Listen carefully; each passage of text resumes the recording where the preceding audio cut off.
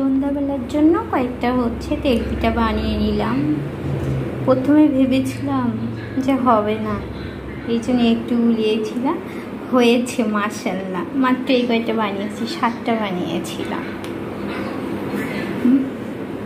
একদম গরম এবং সফট হয়েছে। এখন খাবো আমরা এই তেলপিঠা। এটা শুধু বাড়িতে গেলে আম্মুর হাতে এনে খাওয়া হয়। আম্মু ছাড়া কে খাওয়াবে? ডাসা আম আদা পাতা কাঁচা আম মাখানো।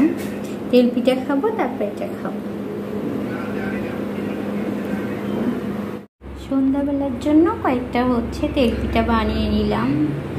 প্রথমে ভেবেছিলাম যে হবে না, এই জন্য একটু উলিয়েছিলাম। হয়েছে মাশাআল্লাহ। মাত্র এই কয়েকটা বানিয়েছি, 7টা বানিয়েছিলাম।